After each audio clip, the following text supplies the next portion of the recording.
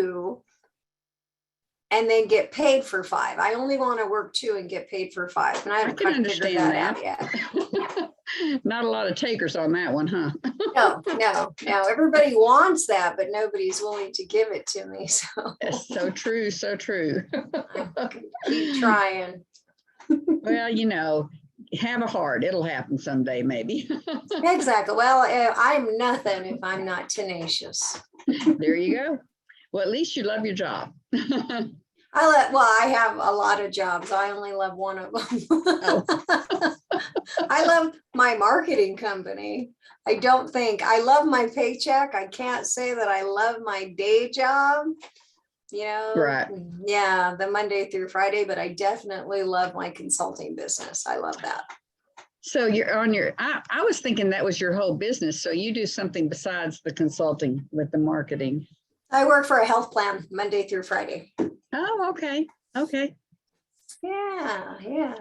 Well, you do what I tell my students to do, not worry about what they're majoring in, because they can always turn what they love to do into an avocation, and Exactly. have that on the side, Exactly. And sometimes it takes a career or 3 to figure out what you really like to do. And then once you dial that in down to the industry, then you think, okay, well, I love marketing, but what part of marketing? Is it, the consulting? Is it the event? Is it the research and the analytics? I mean, and then do you specialize in small businesses? Is it the large businesses? It's so many niche groups within each industry. So that is so true. That is so true. There's a very low percentage of people who actually work in the field that they have a degree in. You always end up in, like, it's less than 50%. You end up doing what comes your way, Wow. It's very low. My degree is in math, and my bachelor's is in math. My PhD is in educational psychology, but with administration as a minor, in statistics. So, but girl, I drove an 18-wheeler one summer. I drove a limo in Vegas one summer. I drove a school bus for years, taught driver's ed. That makes you well-rounded. See, that's the right. best part. That's I right. had applied for is a marketing position, but I had applied for a marketing position in healthcare at another hospital.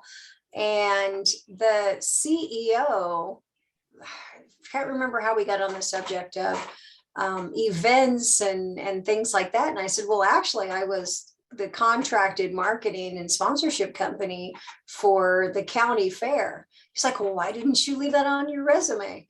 Because it didn't apply to this position. I was a vet assistant. Why would I put that on there? I was going to be a veterinarian when I grew up.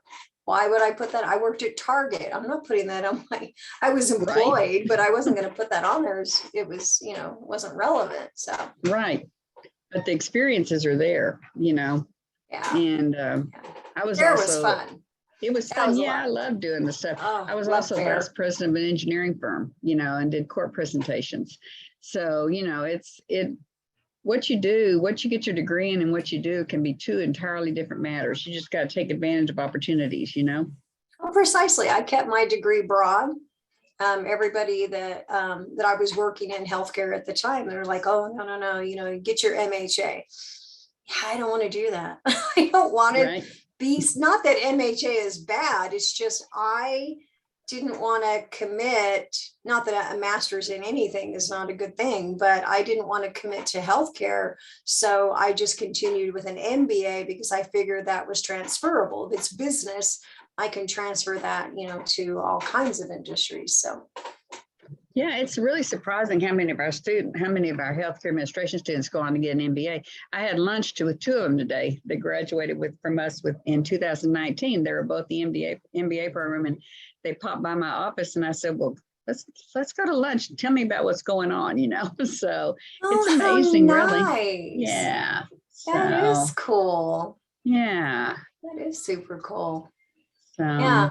Some of my former employees, one is a COO. The other one is a CEO. A couple of them are administrators, and I'm like, wow, I did good. For real. For real. Yeah, absolutely. Okay, well, it looks like we've got a lot of our students are here. I know I have some extra ones coming in from my graduate class that I wanted them to hear you, so they're Uh-oh, popping in pressure, also. pressure now. So, but let's see. We'll give them, well, it's 7:00. Let's give them about one more minute and then we'll get started, if that's okay with you. It's all good for me. I get dinner after this. It's all good. Something to look forward to. I know I'm sitting here eating some almond stuffed olives. I think that's my dinner, stuffed almonds and olives. That sounds amazing, Oh, though. delicious. The only place you can find them now is World Market. They seem to have disappeared everywhere else. We used to have a world market. I'm not sure what happened. It went out. I'd have to go down to like Redlands, or I'm not sure when the next closest one is. We had one in Victorville, but apparently enough people. Yeah, the Went world the was way gone. of the Bed Bath and Beyond. Yeah. Yeah. Okay. It looks like we've got our students here now. It's 7:02. So everybody, we are really fortunate tonight to have Miss Lovella talking to us about marketing and color. She's got a really great background and she's going to tell you a little bit about that and then give y'all some great information that's going to be interesting and fun to learn. So I'm going to turn it over to you. All right. Well, it is a pleasure to see everybody. And I have to laugh because all I can see are your names. Oh, Lizette. Oh, 2 points for you because you went on camera. I love that. If I got to be on camera, Lizette is on camera. And Alfredo. Oh, look, the pressure. Oh my gosh, I love it. So it's a pleasure to see everybody tonight. A little bit about myself. I'm not sure how many of you were on the call when we were chatting about backgrounds and fun things like that. So I was connected with Linda. I've done a presentation with my old boss, Suzanne Richard. She teaches one of the other courses, and we just had so much fun because she knows I'm such a nut. I worked with Suzanne for, I don't know, 8, 9, 7, 8, 9, 10 years, something like that. Prior to that, so I've got about 15 years in healthcare marketing under my belt and about 25 years in marketing. So hopefully I don't look as old as my resume states that I am. Currently, I work for, so I have a consulting company, which is how I still connect with Suzanne as much as possible. And so Monday through Friday, I work for a local health plan. At the health plan, I'm that marketing manager. Underneath me, I have social media. We have a very robust texting program. I know way more about texting than I ever thought I needed to in my life. I also have media relations. I have the digital advertising. I have a website, and I have internal communications. And I feel like I've left something else out that I'm over. So I'm kind of over the digital pieces, but I work with a great team. Some of my other managers have, the traditional side of the house, the print, the translation, the design, and then we have a digital studio at this health plan, an internal digital studio. So we are uber spoiled that we can shoot our own videos, and we've got some pretty major quality videos that are coming up. So so I work with a very dynamic marketing team. Prior to that, I was with hospitals. I was the VP of marketing, business development, and special projects for a 7 hospital system. Suzanne was my boss, and she was wonderful. Always be wary when they say special projects or other duties as assigned. I have negotiated with OSHPD and vendors on putting signs on the sides of hospitals, which are skill sets I didn't think I would ever need, nor do I ever want to have to do that again. That is not fun to work putting up, explaining why, and Linda would understand the engineering piece.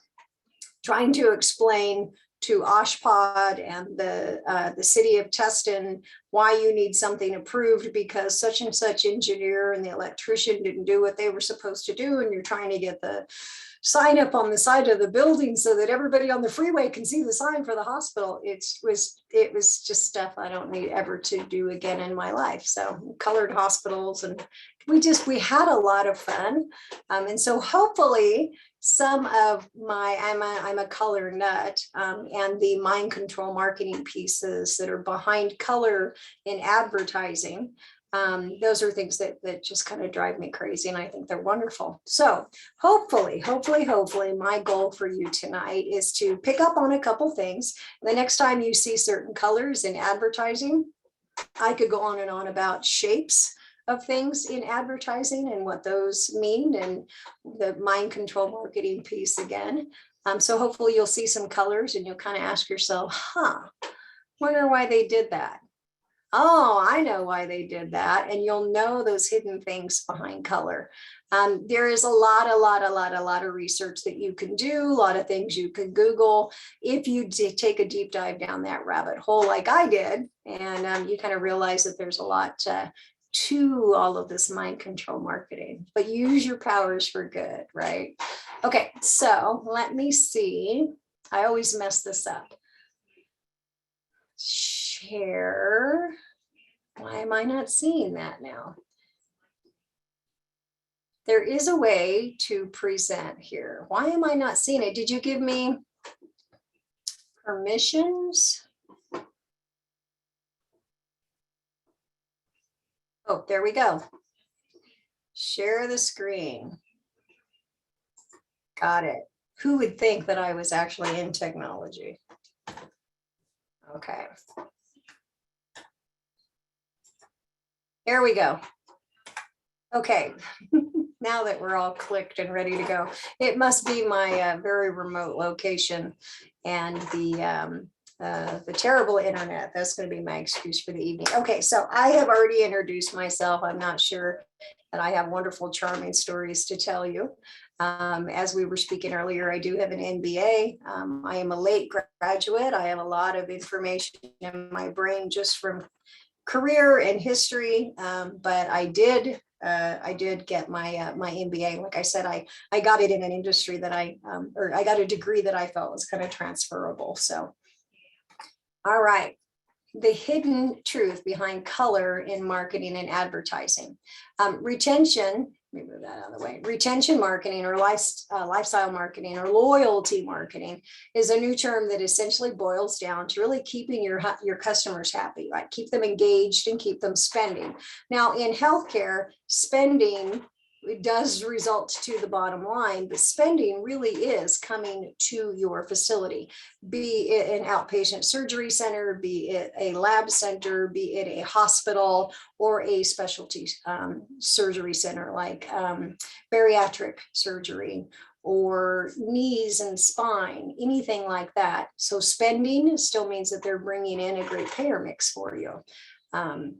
By delivering relevant, really want to push on relevant and engaging content to your customers, to your patients, you can increase their CLV. And really that's the hidden business behind the reason that we advertise and that we target certain people for marketing. And in turn, your overall revenue for your business will increase. Okay, so color again. Oh my gosh, I just love color. Trying to figure out where I can move that. Okay, so color has influence and emotion. So healthcare is very emotional. Strength, power. It's also trust and caring, which we really kind of go with that healthcare blue, as I call it. Everybody in healthcare had blue. Happy, healthy. I'm sure you can think of a couple of health organizations that are targeting certain colors for like friendly, cheerful, confidence. Lively and compassionate. Compassion, you hear a lot in healthcare. And every time that, our mission, vision, values, and one of our values of most of the organizations was compassion. And I used to think to myself, well, gosh, I hope so, right? You're in healthcare. Who isn't compassionate in healthcare? And if it's not one of your values, perhaps it should be. I think everybody uses compassion their healthcare values. Knowledge, obviously we want to feel a certain way that we're going in for surgery. Vibrant, you'll see a lot of vibrant, and then of course we would hope, healing and healthcare. So a quick trip down the color emotion guide. And these are some really old logos that are up here, but the color still stands true. So yellow, it's warm, optimistic, friendly, cheerful. Confidence is orange. You can understand that red would be excitement and bold. You want to be really careful when you use red in healthcare. It also signifies, blood and anger and danger. So you really want to be careful with red. Purple, seeing a lot of purple kind of pop up in healthcare, and I've got some examples of that a little bit later. Trust, blue. Everybody in healthcare uses blue. You're seeing a lot of organizations kind of move away from blue, but it is that trusted color. It's also dependable, strength. Green, very peaceful, very green, very organic, very natural, which is funny because you'll see British Petroleum's little starburst down there. And I don't know that I think of oil and British Petroleum as green and organic and healthy and very earth-like, but that's really the color. That's the emotion that they want to evoke with that. And then gray, your black, white, and gray, balanced, neutral, and calm. And we will actually take a little bit deeper dive into the black, white, and gray. I know white really to me is the absence of color, but white is also considered a color that portrays certain emotions as well. All right. So the reason, not that I'm a huge Kaiser fan, I don't work for Kaiser. One of the reasons that I wanted to show everybody this segment of photos, it's actually a series of ads, is that they've used it's a great example of how they've taken color and used that in their images. So their Kaiser's Thrive really, it kind of transfers through all of the colors. You've got a beautiful green, it's healthy, optimistic, red, very bold. You can notice her ukulele is red. The colors that are in the ad also complement the main color, the red. Move to the left and you've got like a teal.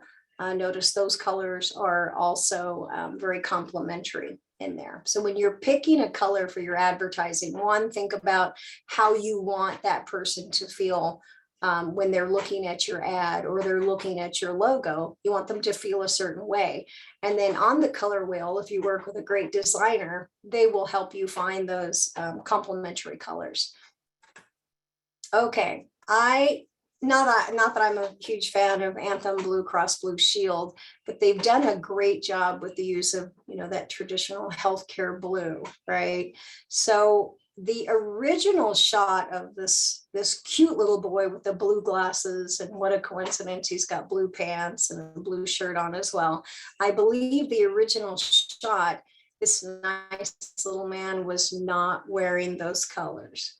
He might have been wearing blue pants, but I know his shirt was not blue. If you have a great designer, they can go in and change that. They can take an image and change the colors out to match whatever emotion that you're trying to evoke in that ad. They can match the logo, and the designer's done a rather great job here. It's a nice overlay of the blue, kind of reminds you to come back to that trust and the caring, the compassion of the Blue Cross Blue Shield. Notice now that you're looking for the colors in the ad, you'll notice this little boy has a beautiful blue shirt on, and oh look, it goes well with the logo. They've sprinkled in the blue, and again, we're going back to the trust and the compassion. Now the water probably was blue, I'll give you that one. I don't think they had to color that one up. I think if they changed the boy's shorts, it would have just been, like overkill. But you'll notice that you also can choose photos. You don't have to go in and color these. You can choose photos that have that color. You can actually do a huge search. When I go in through Adobe, I was thinking, what was I going through? So when I go into my Adobe shots, the I can pick based on color and the size and all kinds of crazy stuff. So you can go in and search for certain colors, and then those photos will pop up. But the point is they're using blue in all of these ads, and a nice color contrast in the one on the right with the blue and the green. And then I just like that one. It was super cute. They kind of moved away from the blue, although he's got a blue shirt on. But you always want to pick colors that are supportive. Okay, so you just thought I was fun and I wasn't going to quiz you. So in the chat, I'll figure out how to bring up the chat. Tell me, gosh, where is, there it is, chat. Oh my gosh, I'm getting so much better at this. So what color do you think is the primary color for, I'll tell you, it's a healthcare company. What color do you think is the primary color that they are trying to pull from here, from this photo? Somebody just had it. Oh, what do we got? Warmth is really good. I saw that, warmth. Yellow, close, close, close. Vanessa, got it. It is actually orange. Orange, orange, orange. Okay, big reveal. I can click on it. There we go. Dignity, health. Hello, human kindness. And then we go back to orange. And what is that? That is friendly. It is warm, fuzzy, and friendly. I really like Dignity Health's human kindness. I just think that they moved away from that traditional healthcare blue. And they've gone into optimistic and friendly. Again, hello, human kindness. So it is such a great choice, such a great choice. With the photo, you can see, hopefully now you're all looking at it differently like I do. You can see that cute little blanket with that adorable little baby. And they've either chosen, and I don't think they did, chosen it because it was orange, or they've gone in and they've actually recolored that so that it accents the orange in the ad. Yeah, hello, human kindness. Okay, so orange, I wanted to show everybody kind of like the overview of a large sampling of the advertising for Dignity Health, because you'll notice that they've got a standard. So orange is their color, but they've got a standard with these huge content, and then they'll offset that with the orange. The Dignity Health, you would think, wow, it's Dignity Health, right? Any company, you want your logo to be the first thing that you see, but it's not, especially in healthcare advertising. I want you to feel a certain way, then I want you to care who I am, which is generally the opposite of the way things used to be in advertising. It was like, boom, here's my logo. I want you to have logo recognition. I want you to know who I am. I don't care how you feel. There's been a huge shift in the last, 20 years, 20 plus years with, I need you to feel a certain way, then you're going to care who I am. I'm going to tell you, the big thing right now is storytelling. I want to tell you a story. I want to capture your attention. I want to capture your heart. Then I'm going to ask you to do something. I'm going to ask you to feel a certain way. I'm going to compel you to make a decision, compel you to donate, compel you to get up and run. I'm going to compel you to do something. So that's the new push in advertising, is to get you to feel a certain way. So color is super important if you want someone to feel a certain way. So perfect choice, orange. It's very friendly. Again, human kindness. It's cheerful, human kindness, optimistic. Hello, human kindness. Okay, now we go into some of the other colors, and it is a brief overview of some of the other colors. Again, you can go down that rabbit hole like I did. So purple, you don't see a lot of purple in healthcare specifically. Purple associated with royalty. Every time I see the little crown, I'm not a drinker, but I think Crown Royal, which is perfect because that tells the story. You've got purple and gold, and it's a regal drink. I think it's a whiskey. Stimulates problem-solving area of the brain as well as creativity.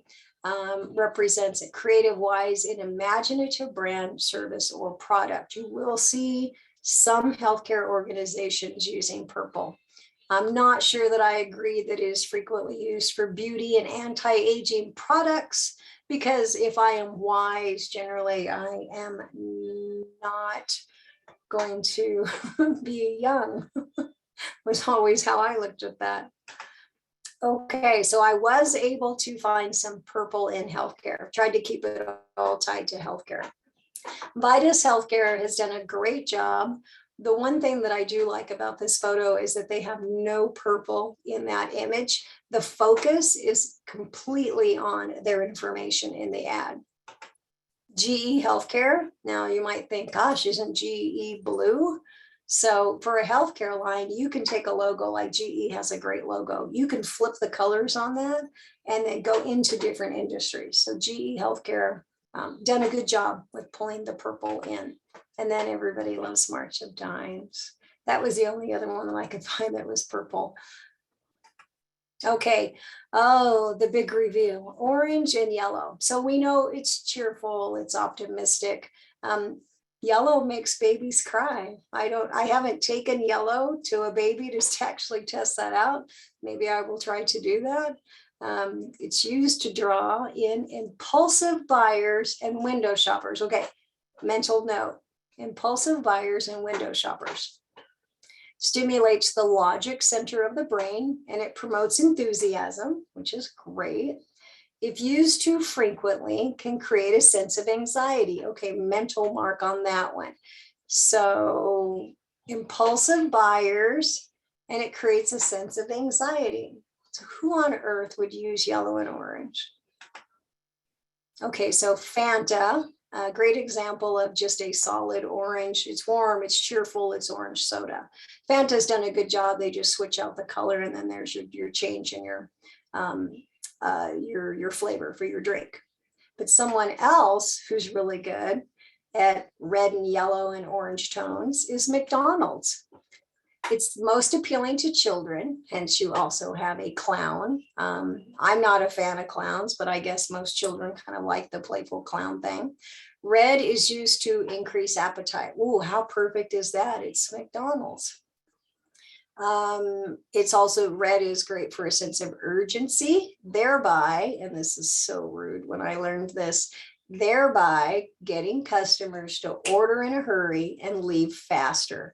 Now we go back to that mental note of can create a sense of anxiety. So it's this hurry, hurry, get in, order your food and get out, which is very interesting. You look at Denny's, you look at Denny's, and they too have a lot of red and orange, which stimulates the appetite. So it's perfect for Denny's. Yellow, color of cheeriness, optimism, as well as orange. We see here in the M used by McDonald's creates an atmosphere positive about the brand. Their mascot, of course, is Ronald McDonald. The colors used together can be agitating. We go back to that mental note of it creating anxiety. This further helps facilitate faster customer turnover. Super interesting. I've never looked at McDonald's the same way. Okay, so red, blue, and green. We talked about red. It's the sense of urgency. It encourages appetite, often used by fast food chains. Frequently used in clearance sales. High energy, and immediately pulls your focus in. Physically stimulates the human body, affecting nerve impulses, raising blood pressure and heart rate. Again, you do not really want to use a lot of that in healthcare. True story. The owner of the hospital system loved color. He was such a great reason for why he loved color. He said, oh, Lovella, when you go into a hospital, the walls are white or they're brown or they're these sad colors. And I said, well, that's because they go with everything when you do that. And he said, yes, but I want people to go in to the hospital and see these colors, and it will stimulate them to feel better. and they will get better. And then, that's what we want to do, is we want people to get better when they're in the hospital. We want happy, cheery colors. So we had the battle of back and forth about, the use of colors. And true story, one of the things he wanted to do is there was a hallway, you come into the ER, the emergency room, and then from the emergency room, you could come into the hospital if someone was admitted. And so as you come through the ER into the hospital, he wanted that entire wall red. And I said, no, you cannot do that. I love your enthusiasm. Cannot do that. That just screams blood in a hospital. It's also makes people uber angry, induces anxiety, and out of the ER, when they're worried about themselves or a loved one, that is the last thing you want to do.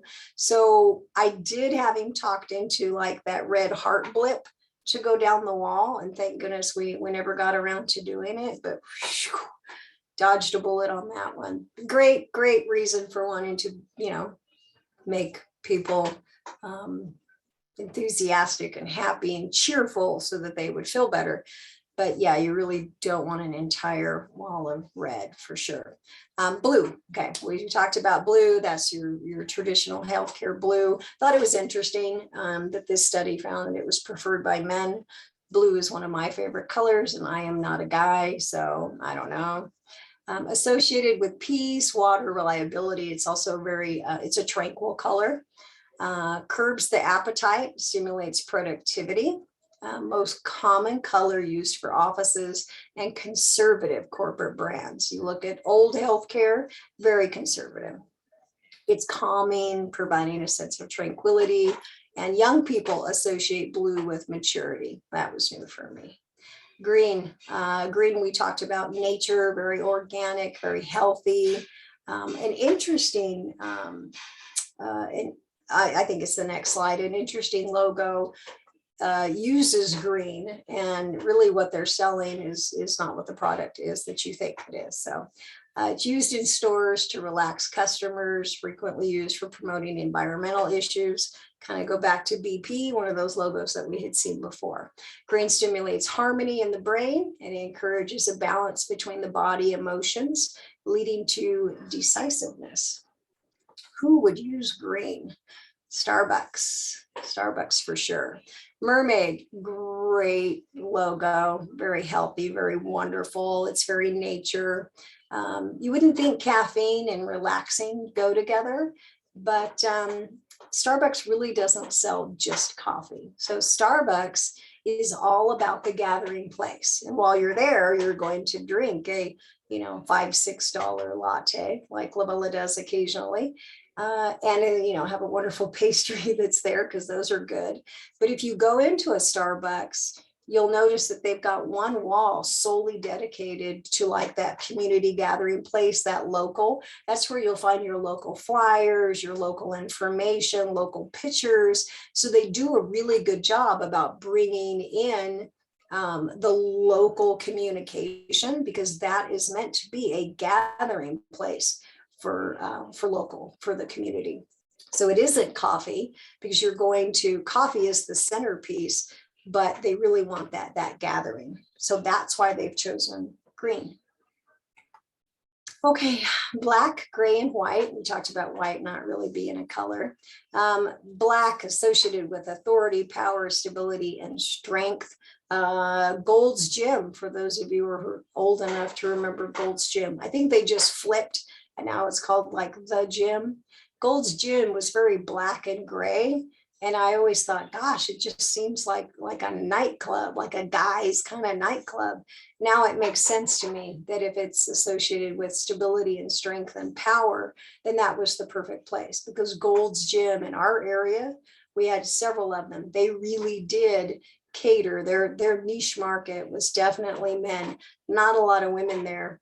Unless they were looking for a date, then they would go to Gold's Gym. But it was very guy centric. It's black's and often a symbol of intelligence, and it's frequently used to trim down appearance of sizes on items. Any lady who has a little black dress completely understands why we have little black dresses with that. Can often overwhelm people if it is used too frequently. It's also, it's a strong demanding color. It demands a lot, depending on if you're using that for text, depends on the color in the background, how you will use black, which percentage of black you will use. If you kind of tone that down, then it becomes a gray, and it's actually easier for your eyes to read. It's a very stark color. Gray, of course, symbolizes age. You want to be very careful with using with gray. So gray is nice to have. It makes people think of old age, death, or depression. Too much gray often leads to feelings of nothingness. White, purity, right? The white dress that you get married in. So white is, it's a cleanliness and purity and safety. Using white can spark a sense of creativity since it acts as a clean slate. So any designer or any writer who has ever looked at a blank page does not agree with that statement. It is very difficult to look at a blank page when you're writing your paper and be super creative. Give me something to react to. Give me a bad design and I'll fix that. Give me some terrible sentences and I can clean that up, but don't give me a white page. Creativity is not what happens for me. Okay, the business end of making people feel something with colors. So we've kind of talked about the basics of all of the colors and how we're going to make people feel a certain way, but this is how they do it in business. So this is the real reason behind all of these colors. So when buying a product, only 1% decide based on the smell or sound. 3% will look at the texture of the product. 93% of buyers focus on the visual appearance. Color is often the sole reason for purchasing a product. Almost 85% of buyers claim the color is the primary draw card. 80% believe that color is responsible for brand recognition. And over half of customers won't return to a store if they dislike the aesthetic. Super interesting. Okay, so we've talked about color, and then I talked a little bit about stark colors, like using black on a totally white page, and then, or if you have a different color in the back, you kind of want to tone that black down. So we take a little bit deeper dive into the vibrancy of color. So monochromatic, one color, that works really well if you have a lot of information to convey. You'll see a lot of websites. We go to the far right, see a lot of websites, the triple color scheme. Those are all very complementary colors. Using those three colors equally spaced on the color wheel. It's bolder, gives you a great effect for your product or website. Now, colors are wonderful. You don't ever want to use more than really 2 in an ad, never, ever, ever more than 3. Now, it says these are complementary colors in the center, but it burns my retinas. I do not think those are complementary colors. The use of these 2 colors from the opposite ends of the color wheel, it's supposed to be pleasing to the eye, more common in print media, but I think that maybe that's a bad example because those 2 colors just kind of, I don't know if that's yellow, I don't know if it's kind of a lime green, but it just, great example of what you don't want to do. Just burns my retinas. Okay, great example, current example of a health plan that does a good job with their use of color. And you'll notice, other than the black, that's the words, you've got 3 colors in this logo. You got cheerful, so that's your orange and your yellow. All hearts are red, right? And then blue for the sky. But those are happy colors. It's also not only the color, but it's the shade of the color, the tint of the color. So it's super happy. And the reason I wanted to show you LA Cares, they've done a good job pulling those colors into their combination of like cartoon kind of drawn wings on real humans. I am a fan of using real humans, not only real human for stock photography. But if you can use your own real humans at your organization, by far, that is the greatest thing that you can do, especially in healthcare. I always argued that if I was using my real humans, if I'm coming into a hospital, I'm coming into a surgery center, I'm coming into a dentist's office, I'm going to feel a certain way when I come in, and the ads that I've seen, actually my hygienist, right? Actually my dentist. I'm going to feel more connected to those people. And really that's what we're trying to do, is to get people to feel more familiar, more comfortable, and come to the office more, use the office more. So I've always been a proponent of always try to get your own humans in the ad. We've wrapped elevator doors with our, our nurses, some of our physicians, because those are the people that you're going to see when you go in. And I'm pushing really hard, and I've just about got them there. The health plan that I work at, I've requested, I just about got them there, to use our own team members when we're doing recruiting ads. I want to know what Linda looks like if I'm going to go work with Linda. I want to know what Lovella looks like. I want to know the people that I'm going to work with. I'm going to feel a sense of connection, which is really what we want people to do. So they've done it. So LA Care has done a great job with morphing the two, the cartoon-ish with real humans. And then you'll notice in the background of the photo, you've got great compliments to the logo colors. They've done a great job here as well. One of the things that I also wanted to show everybody is when you take two organizations like LA Care and Covered California. LA Care is a Medicare health plan just in LA County, huge county. But Covered California is the paid version of Medi-Cal Medicare. So LA Care manages the free version, but their other service line, now they partnered with Covered California for this paid version of Medi-Cal Medicare. So how do you take Covered California and LA Care and combine them? They've done a great job with grabbing the teal and kind of italicizing the font, but they've grabbed the teal, which is also super complementary to their other colors, and they've moved that over, and it's now LA Care Covered. So the reason I wanted to show you is they've done a really good job of pulling those two together. And then you'll notice in that ad there, it's still LA Care, but then you've got your bar down at the bottom of teal that kind of pulls in. It is LA Care, but it's a different LA Care. It's their Covered California line of business. So just a nice example of two who have partnered well. And I like to show this because this is color, yes, but it also kind of goes into the hidden things in shapes of items. So IEHP just completely rebranded. You'll start to see the new logo. They kind of took this kid kind of font logo, and it's kind of grown up. They've taken the braces off. It's graduated high school. It's headed to college now, so it's a little more grown up, but it still looks very, very similar.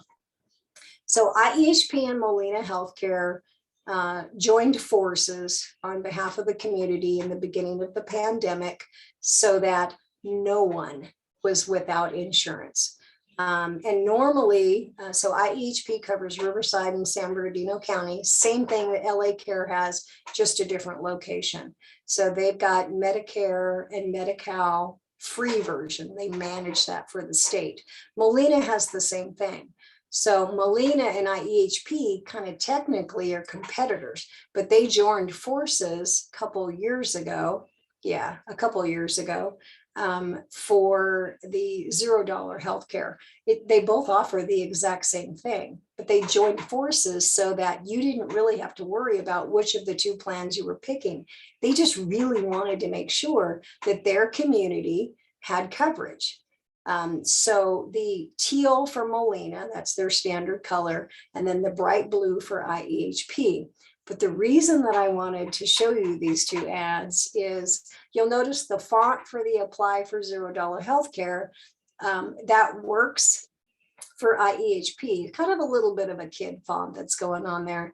But if you'll notice the bottom right of the color block where Molina is, you've got that smooth kind of curved edge. That is an inverted little human in their M. Those are little people in their M's. And I thought that was super slick by Molina, who had created the ad, to kind of get in that little bit of a Molina swoosh in there instead of having a block color or block shape like IEHP does. So it was like, oh, it's a really good example of how you can sneak in your subliminal logo stuff if you're pretty sharp. And so Molina did a really good job with that one. Okay, we are almost done. You guys are almost done listening to me.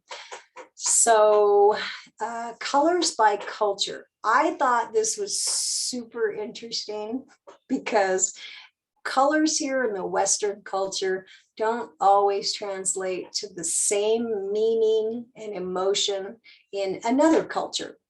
And we've got 4 cultures here to compare. So Western culture, we kind of talked about those. Black, it's death and mourning and intimidation. Orange, it's warm, affordable, harvest kind of colors. But in contrast, we look at black in Western culture versus Far Eastern culture. Black, where it's death and mourning, is health, prosperity, and stability. You've got purple, very similar. And then yellow, nice combination there. Happiness, joy, caution for Western color. And yellow in Far Eastern culture is masculinity, which is normally blue here. Sacred and royalty, where our royalty would be more of the purple. So I thought it was pretty interesting, especially if you work for an organization that is international or is going international. Not only do you really want to look at your translation and the culture changes with how you say things, but the colors that you're using. Okay, so the next two, Indian culture. Black is very similar for us. It's evil, darkness, negativity. Middle Eastern culture, mystery, mourning, and rebirth. So those are pretty consistent with ours. However, if we go with blue versus Western culture, Indian and Middle Eastern, you've got blue. Again, we go back to trust. It's a very masculine color. So blue Indian culture is strength. That kind of is aligned with us. But Middle Eastern culture is mourning, heaven, and spirituality. So just a nice little example of the colors and how you want to be careful. Middle Eastern culture, remember orange was creativity, was warmth and friendly and happy. And then in Middle Eastern culture, you go to orange and it's mourning and loss, which is absolutely the flip of how we look at colors here. So I think you are saved. Poof. There we go. All right, I'm going to open up the chat as soon as I figure out how to do that. Great. And then see if anybody has any questions.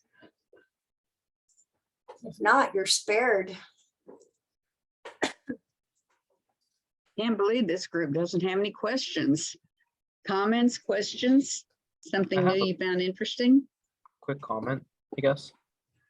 If this marketing is kind of readily available for all organizations where they know color schemes and fonts that work, how do they distinguish each other from other companies that are all trending towards the same color schemes or same fonts because it's the new relevant thing to do? You know what? That is an awesome question. That's a really good question. So if I were the marketing person making that decision, there are so many different tints and there's so many different combinations of color. Again, we look at Denny's is using pretty much the same color scheme as McDonald's, right? You can't really change a whole lot of colors in your logo and your color scheme, but you can change how you're using those. And number one, you can absolutely, and I'm going to say the word wrong, differentiate. Ooh, I got that one right. If I say it too quick, I like really muck it up. So differentiation is really, really, really where they're going to make a difference. But there are so many different subtle combinations of colors and tints of colors. When you really get crazy with the color wheel, if you're not a designer, it's the PMS color number. Every year, oh my gosh, Pantone color book. Every year, Pantone comes out with the color of the year. You should Google that. Every year is a brand new color, and then they'll tell you what it means and why you need to have it. And then you'll see designers that entire year implementing the Pantone color number. So the Pantone color numbers, the PMS numbers, are like your social security number. This 326 was the teal color. Oh my gosh, I can't believe I remember that. 326 was the teal color of a bank client that we used to have ages and ages and ages ago. But 324 was a completely different tone. So there's just so many different colors that are out there. And then the use. Really what they need to do comes back to product differentiation and what makes them different. Hopefully that helped. There is a lot of competition. I think so. And then I know people are popping up questions now in the chat box, but before we move on, I just have one clear quick one. Is it important also to, let's say you're already a very established brand, which a lot of companies already are. How do they decide how much to change of their color variation so that their brand is still distinguishable, but not overwhelmingly that people don't realize that it's the same brand? Is I guess what I'm trying to say is how do you go about changing it without changing it too much? So a lot goes into a brand. That's also an excellent question. I really like you. You're smart. That's a great question. So a lot goes into a brand. Tonight, we really just kind of barely scratched the surface of colors. And then I kind of a little bit kind of talked about shapes. There's so much that should go into the discussion of a logo and a brand. So a brand is more than just that logo. The logo is actually just kind of like, the sign on the door. The whole brand is the experience, what you come through that door. It's the voice, it's the tone, it's where the brand is. So it's their activities. It is color. It is content. If you have a brand anthem, you have those mission, vision, values. So the brand I can equate that to like an entire house filled with rooms. And the logo is just that sign on the front door. That's that they want you to feel a certain way.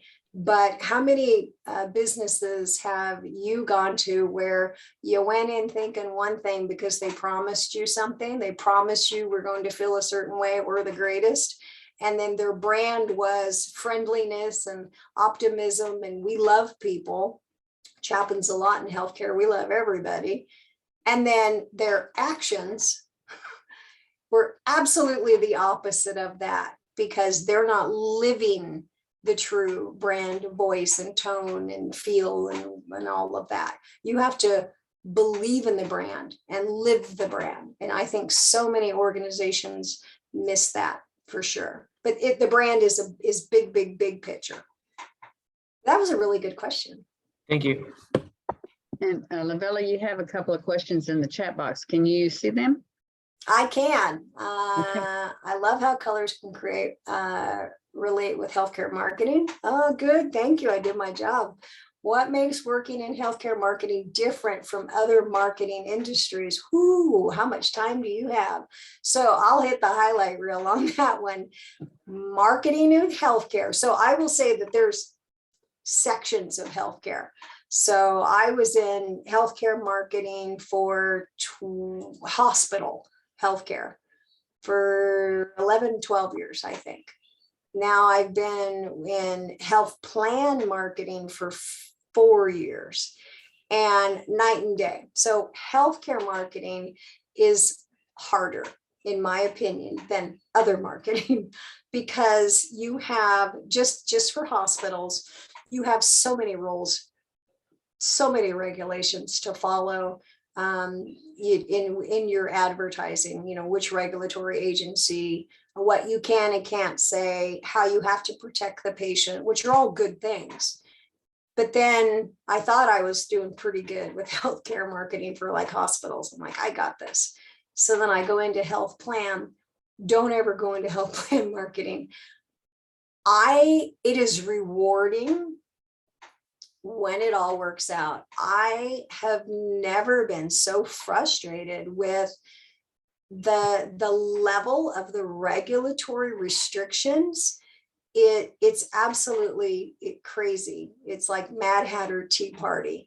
This will come down from DHCS or DHMC or CMS, and we get all of these regulations. You can't do this, you can't do this, you can't do this. And then another regulation will pop up. Well, you have to do that. Okay, well, we can't because we have 7 pages. We can't send out a postcard and tell anybody about it because you haven't approved it. And we have 7 pages of disclaimer that you can't put on a postcard. We have to put the disclaimer out there, but you can't use a QR code. And so, I mean, they're contradictory in the regulations. So healthcare marketing, I think, is incredibly rewarding. There's a layer of regulatory that's on there, a layer of do and don't and be careful. I always felt that it was super exciting because I like a challenge. It's not event marketing. It's not product marketing. I mean, technically your surgeries, right? If those are your money makers, that's a product. So you're marketing the way someone's going to feel after they have hip surgery. But that was so much easier than like the health plan marketing. But if you get it right and you have 500,000 members that got the flu vaccine who aren't going to get sick, or got the COVID vaccine, or signed up to be members for your health plan, that's the rewarding part. If that's what you're looking for. If you're looking for a paycheck, then great. But if you're really looking to live that mission, vision, and values, health plan can be super rewarding and super frustrating. So healthcare marketing, if you're looking to do that right thing, can be incredibly rewarding. But I like marketing just across the board.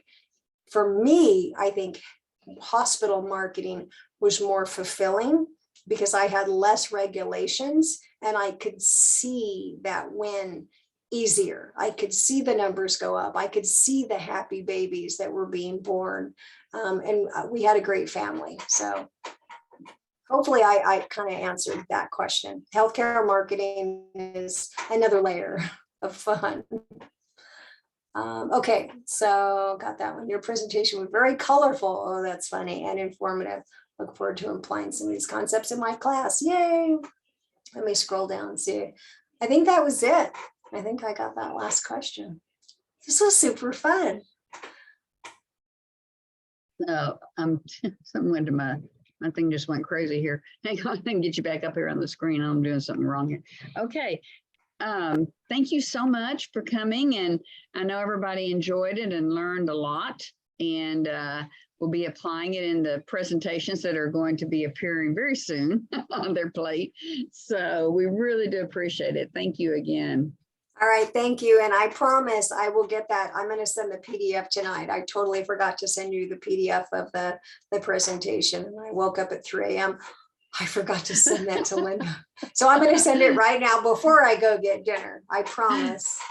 Well, thank you so much. I really do appreciate it. And we'll look forward to having you again in the future. Thank you. All right. Thank you. Have a good night, everybody. Thank you. Bye-bye. Bye. Okay, my graduate students, that's the end of that presentation, and y'all will get credit for that. In fact, it will appear very soon. Thank you for coming. I hope it was worthwhile for you. I think it's a great presentation and always really interesting, and you may find use for it very soon. So y'all are good to go, grad students.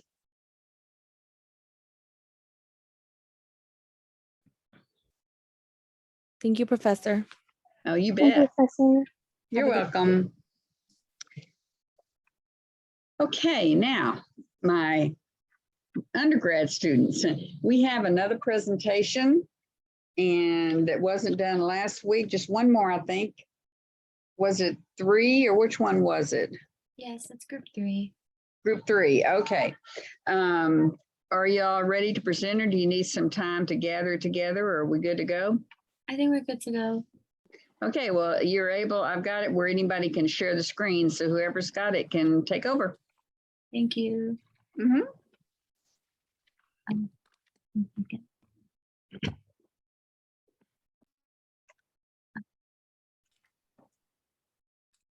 Okay. Hello, everyone. This is group 3. We did our social media project on Instagram. My name is Marihan Farag. Caitlin. I'm Ben. Ashley. I'm Alfredo Rosales. Soria Wilkins. Now I'll pass it on to Alfredo discussing what is Instagram.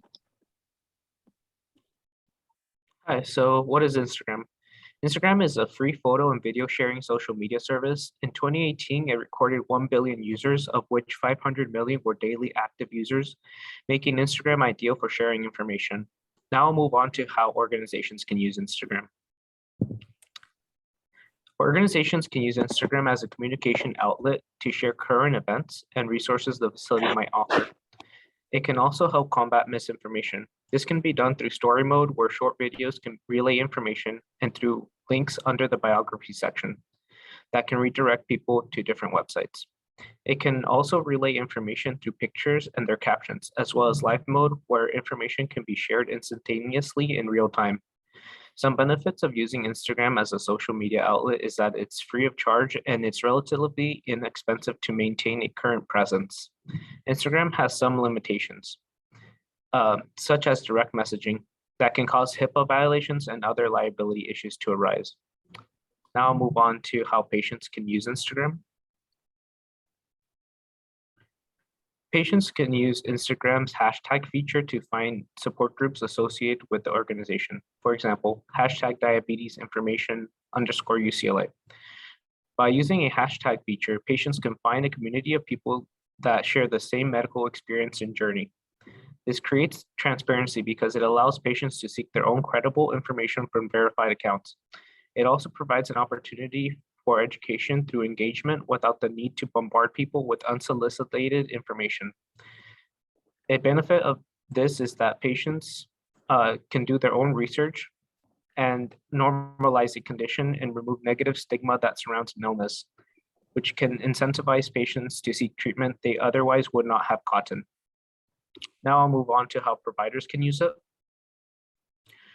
For providers, Instagram can be an important tool for receiving clinical information that is up to date.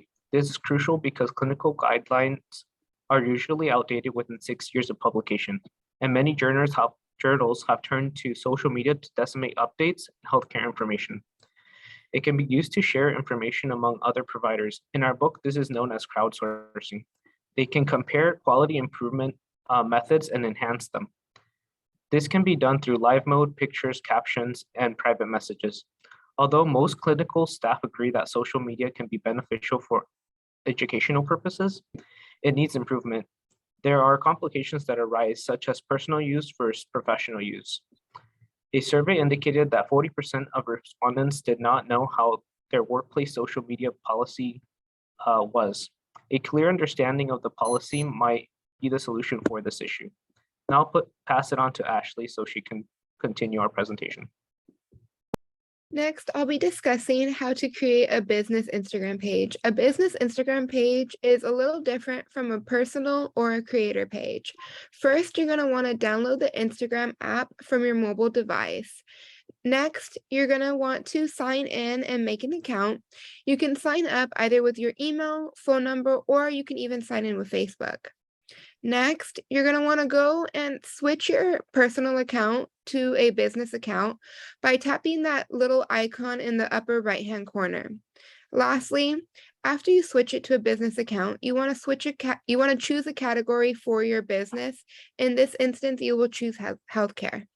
Next, My classmate and I, Ben, put together a little video demonstrating on how to do this.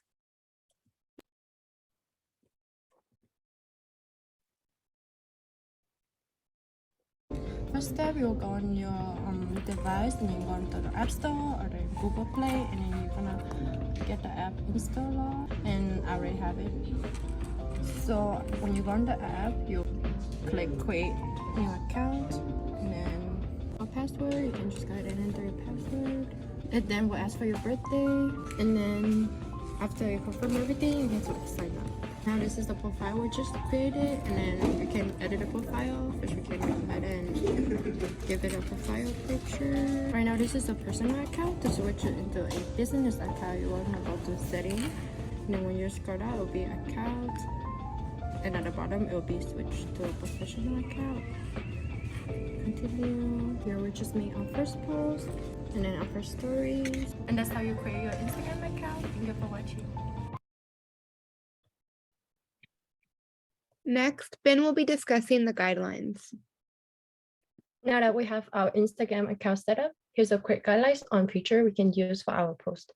First step for our post will be picking out a picture that gives access to variety choices of filters. By using an appealing filter, it will help touch up the general appearance and picture quality. And while on the topic of images, motivational pictures such as feature happy customer will create a positive atmosphere and company's image. Next, we have hashtag. On this platform, the more hashtag you use, the more likely user will see your post. They will help expose your business to a wider range of audience. And lastly, a creative caption will improve engagement quality with your followers, also known as potential clients. And now we'll have Surya take over for our brochure. Thank you. Now we present our brochure on how to use Instagram in a healthcare setting. Incorporating Instagram in marketing provides benefits such as inform patients of current events, share positive patient experiences, introduce the staff and new physicians, fundraising and donations, respond to commonly requested questions, post procedural details, and educate patients on treatments and procedures. Now I'll pass it to Caitlin. So for the section on the right of the brochure, it explains the two main features of Instagram, stories and posts. So for Instagram stories, an organization can post updates to their story and what the site has to offer, such as blood drives, free flu shot clinics, and other events the organization may be holding at the moment. There's also a feature for users to ask questions, which can help the organization gain feedback from patients and also address any concerns that they may have as well. And for Instagram posts, the organization can post infographics to spread awareness on how to protect their health, such as why it's important to get vaccinated and to get tested for certain conditions. And another way to utilize posts is through publishing graphics to help educate patients on how to prevent illness, such as hand washing techniques, how to dress simple cuts, and other healthy behaviors. And I'm going to pass it on to Marianne to present the backside of the brochure. Thank you, Caitlin. So here's the back side of our brochure that provides a step-by-step written instructions on how to create an account based on our informative video. This section describes how simple and straightforward it is to create an account, which is compatible with Android and Apple users. We hope you found our presentation informative and benefiting to users in healthcare marketing. Thank you for listening, and we will be taking any comments or questions now.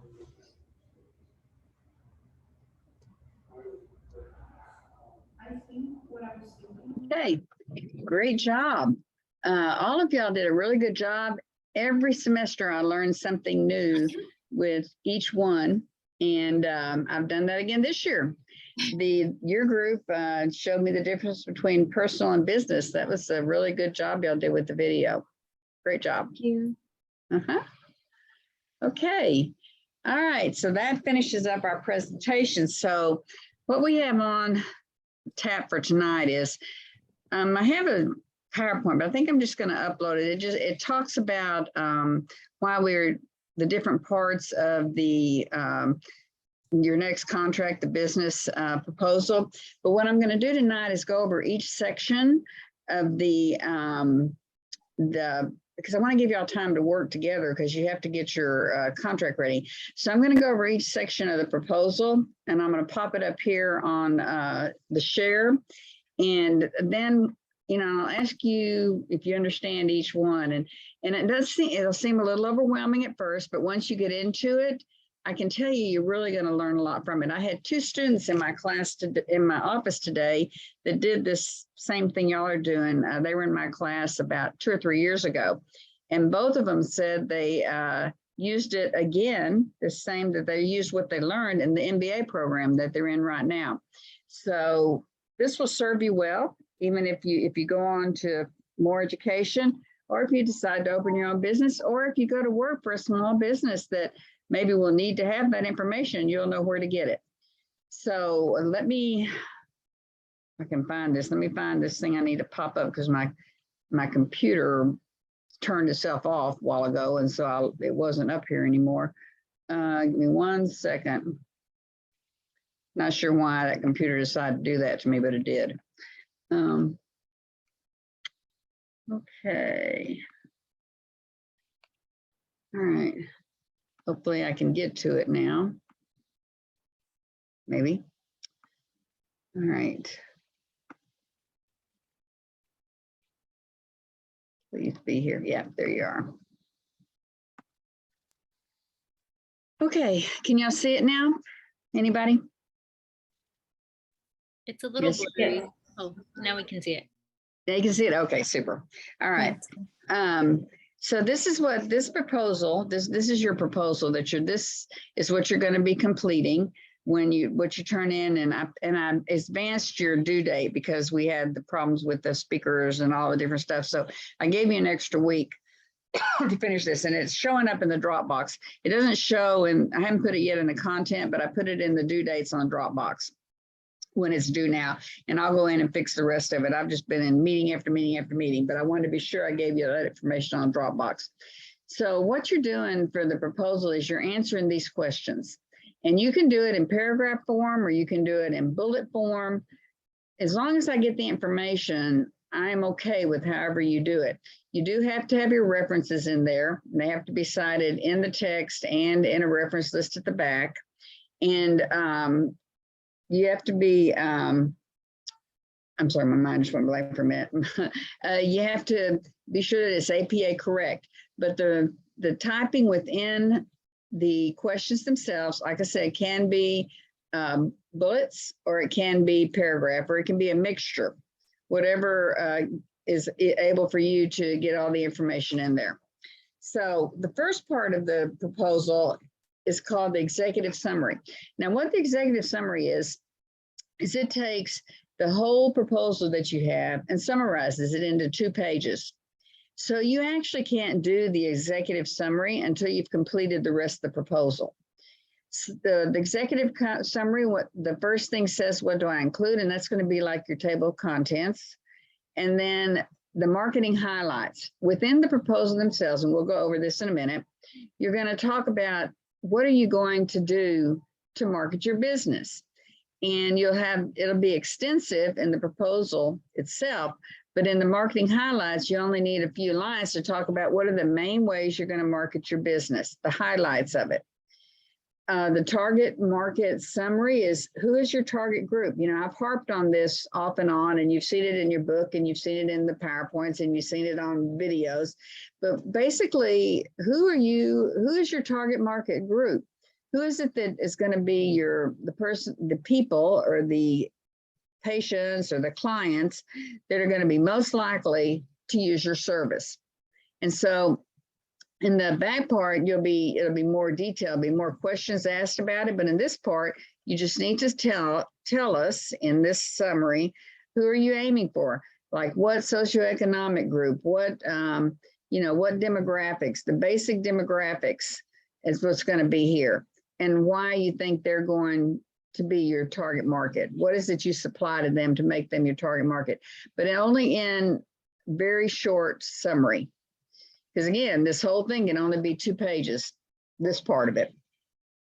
Your competitive analysis, you're going to have to find a company that is doing the same thing you're doing or close to the same thing you're doing, a real company, a real business, a real hospital, a real spa, whatever it happens to be that's out there.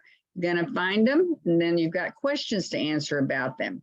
And that's going to be in the regular proposal that we'll get to in a second. But here, you're just going to tell me or tell us who the competitor is, what the name of the company is, where they're located, and you know, why are they your competitor? What services do they offer that you also offer?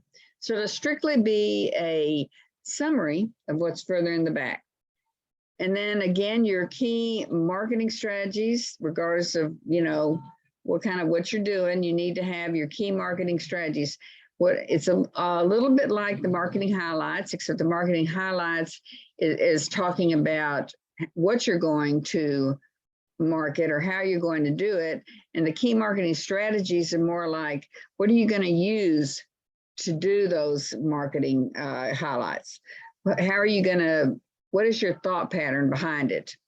Like, are you going to use social media? And why would the social media be a good thing for your business? Which social medias are you going to use? But again, this is just a summary of what you'll be talking about in back. Okay, your operational highlights. What does your company do? What services do you provide? Or what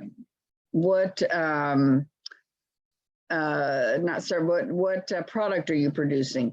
You know, what is it just the main highlights of your company? When are y'all open? What are your hours? Those kind of things. The things that someone would have to know if they wanted to know, like just a spotlight view of your company. Your intermediary concerns or issues, those are, what are you worried about the most right now to get your business started? Do you need the startup funds, the competition? Maybe there's competition, a lot of competition out there that is doing the same thing you're doing. What about regulations? You know, healthcare is a highly regulated business. Is that a concern? Licensing, is that a concern? What are the things that, and there's really no right or wrong answers here. It's things that you're concerned about as owners of this potential company that might be a real problem for you. Your management team overview. Now, I don't need names of people. I need positions. So who are you going to have in your management team? Are you going to have a CEO, a CFO, a COO, or are you going to start out small and try to have maybe one person is going to be the CEO and the CFO, or maybe your receptionist is going to double as your file clerk. But you need to list your management teams. Who are the people that are going to be managing somebody in your company? And further down in, you'll also be listing all the other people that will be working in your company. And then the financial highlights, this is going to be very basic here. You're going to have financial statements at the back, but here you're just going to basically say how much money you project to bring in, how much money is going to go out for, let's say, the first year, and where the money is going to come from, the startup funds, that, you know, that kind of information. But the real explanation for it will be in the back in the regular proposal. What someone can look at an executive summary, if they're out, you know, looking around at different businesses, they can look at the executive summary and see if they're interested in investing. They can see if they're interested in reading the rest of the proposal. It just gives them, it just highlights everything that's in there. It's kind of like a draw to draw them into reading the rest of your proposal. And then every business has unique or special concerns. It, you know, it could be, let's say you're going to start some sort of a transport business, and you're not here in sunny California, you are in Alaska. Well, you know, a unique concern might be, is the vehicle equipped to travel on icy roads? You know, those kind of things that would be unique to your particular business. And with that being said, I'm not going to insist that your business be located in Southern California. You can have it located wherever you'd like to have it located, but you're going to have all the information that is in here for wherever you're at. And in today's world, most of it can be gotten on the web, but sometimes, you know, if you're familiar with the area, it might be a little bit easier to get some of that information. Okay, do I have any questions so far? And I can't see you, so you're going to have to holler out. Okay, I guess I'm doing good so far. All right, so let's move on to, yes. Sorry, does it have to be a, you just mentioned web, does it have to be a physical place or can it be services that are provided online? You have to have a physical place because your services that are provided online have to come from somewhere. And so in this particular situation, you have to have some sort of an office, you know, either that people come to or an office that does scheduling out of, or if it's a transport service, an office that has the place to park the vehicle, those kind of things. Make sense? Thank you. Yeah. Okay, super. Okay, so as we move on down, we're looking at our company profile. What type of organization are you developing? What do you want to have? Now, this is a new company that your group is going to create. And I am really wide open on possibilities. I think I told y'all before, I can't remember what I've told from class to class, but you can have anything from, you know, some people have had like those oxygen bars, you know, at malls. They've had wellness centers. They've had birthing centers. I've had every semester, at least one group does plastic surgery. I've had HIV information clinics. Oh, I just can't, they just go, I've done it for a long time. There's always, but those are some of the ones that seem to repeat themselves over and over. Remember what we've talked about before, nonprofit and for-profit is really just a category that determines what happens to the money that's left over at the end. It's an IRS category. It's a category with the government on how you get your licenses and all those things. But every company, whether you're for-profit or nonprofit, have to make money. If you don't make money, you won't be around for long. It's just what happens to that money that's left over at the end of the year. If you're for-profit, it goes into the profit, the people who own the company, the stakeholders, well, not stakeholders, the shareholders. If you're a nonprofit, the extra money goes back into the business to buy equipment, to give raises, to hire new people, build new buildings, whatever it happens to be. But the money does not get distributed to individuals if you are a nonprofit. So what type of organization, you know, are you going to be, you know, a transportation? Are you going to be a plastic surgery, you know, a healthcare center, a wellness center that has yoga and all these different things? I am open to whatever is related to health. And I've had a lot of different things, believe me, over the years. Then you have to have the name of your organization.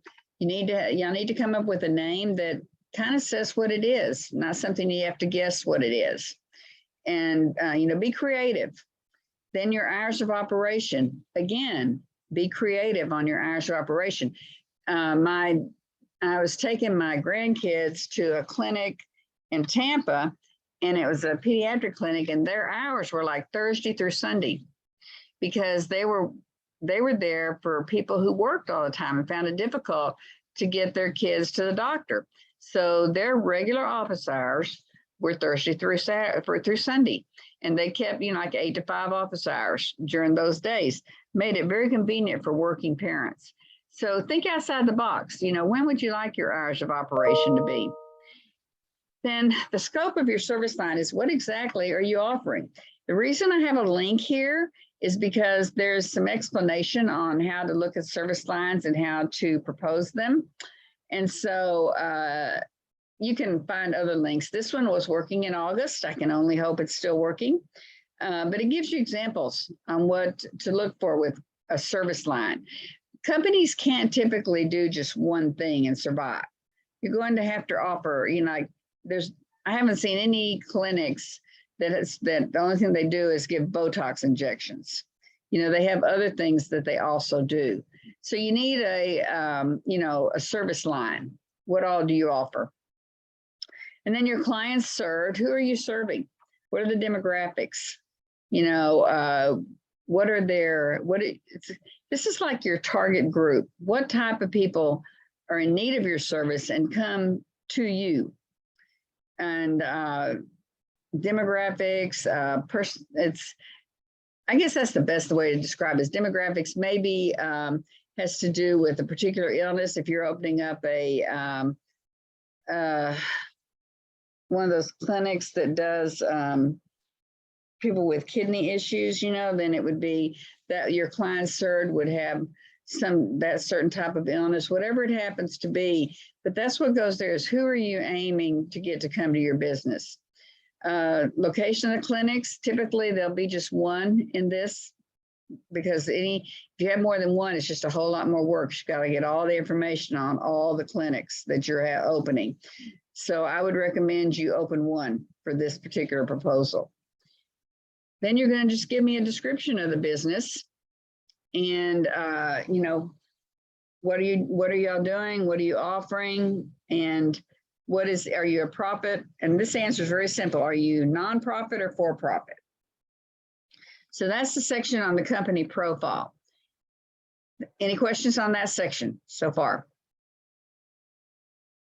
Okay. For number one, you mentioned type, and then you mentioned as an example nonprofit, for profit, and then again in number 8, the status. Yeah, I kind of got ahead of myself there. The type of organization would be like, are you, rather than being profit, thank you for catching that, because I kind of jumped around there. Type of organization is what are you? Are you a clinic, a hospital, a transportation service, that kind of thing. Okay, thank you. Thank you for catching that, because I realized I was doing it and then I didn't catch myself. I got carried away. Thank you. Okay, any other questions? Okay, the industry overview. This is what you're looking at, the industry that you're trying to go into. And there's lots of things that can affect your industry. And what I've done here is given you links that give you example of, for instance, social changes. Social changes, the way people view things, the way people, what's going on in the world can determine whether or not you're going to use a certain service. And so what kind of social changes might affect your business? And again, there's some examples here that you can look at. The economic and reimbursement changes, this really comes into play when you're looking at, for instance, a AMPM clinic or somewhere that takes insurance. So who are you going to be in? What's happening to reimbursement as far as insurance companies, the federal government? Are there any changes that are going on? Are there any new laws that would affect your business directly? And that's, are there any kind of, like, for instance, during COVID, people weren't having to pay immediately a lot of bills. It was being delayed because of people having to be quarantined. So what kind of changes are going on that might affect your business economically? Now, demographic changes, that can affect your business in a lot of ways. One example of that would be, let's say that you are opening up a business in, I don't know, downtown LA. And when you opened up the business, well, let me go back a little ways. Let's go to Hollywood 30 years ago. And when you opened the business, it was a very high-end clientele, and then as, people move out of the city into the hills or wherever they're going, the demographic changes quite a bit as far as your clients that are in the area, as far as economics, ethnicities, culture, all those things will change. So there's an example on this from the CDC talking about other demographic type changes, but how's that going to affect your business or demographic type changes in general? Let's say that you are, I don't know, looking to open up a assisted living facility. Well, we know that the population is aging. And so there are more people past the age of 65. People are living longer. They need more health care. And so, you know, that changes from, you know, like 30 years ago when the people, the age average lifetime span was, I don't know, like 68 or something. I don't know the exact numbers, but now it's, you know, it's changed quite a bit. So demographic changes have opened the way for a lot more businesses that cater to people over 65, for instance. Those are some of the demographic changes that might be happening that could affect your business. The other thing is that there aren't as many babies being born in some areas. So that could change, you know, the type of your business also. So you need to just look into that and see what changes could possibly could affect the business that you're thinking about. Okay, healthcare delivery changes. Now, we all know that healthcare delivery changes changed drastically during COVID. You know, before those apps were just kind of a pie in the sky.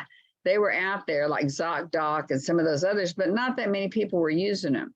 Well, once COVID came along, all of a sudden, you know, we were delivering a lot of diagnosis by app. And people weren't wanting to go into the office, into the doctor's office. They weren't, if they could avoid it at all costs, they would do it. Other things that are happening in healthcare delivery changes are, we actually have doctors now that are making house calls again.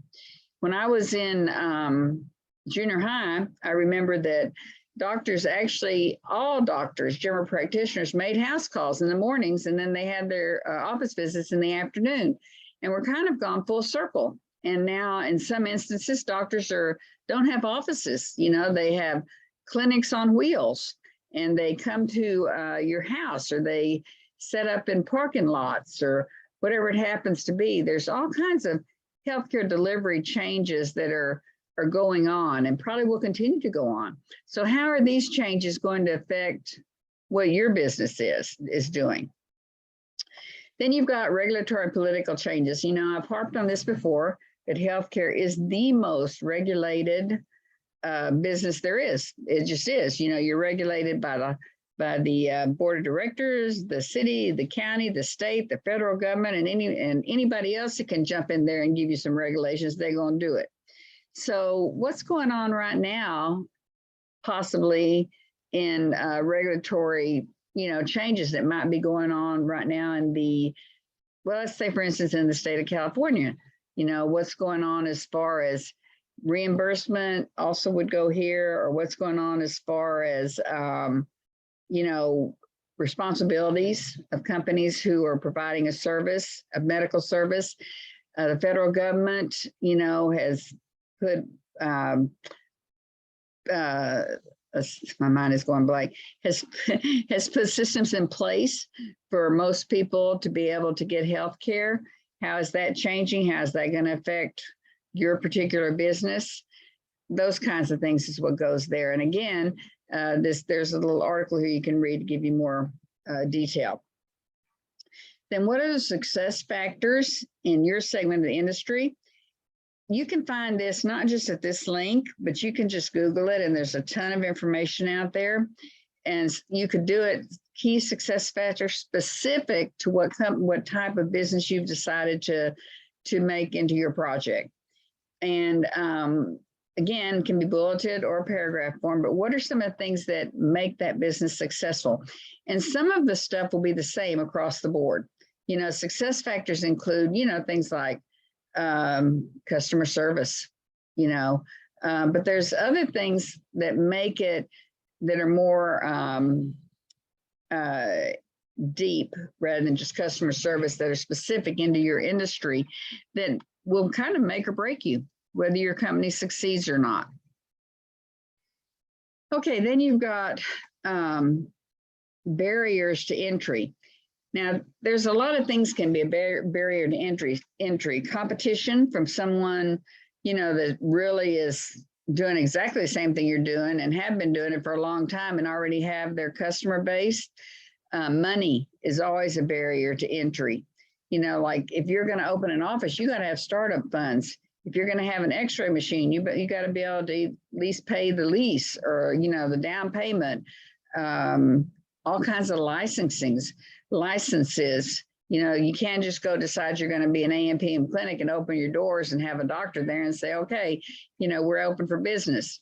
What licenses do you need? What insurances do you need? You know, what are some of the barriers that keep you from getting into your particular business? And, you know, there's also barriers into exiting.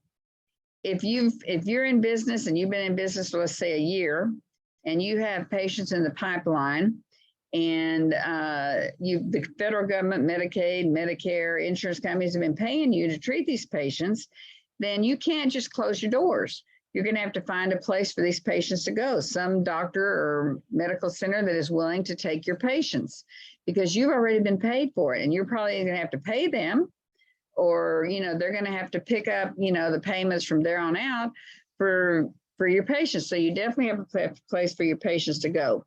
Also, you might have a lease on the building. How are you going to escape that lease on the building? Lease on equipment, you know, regulations that say you can't just shut your doors, those kinds of things. So that's when you're looking at how are you going to get out of the business if you decide to exit it.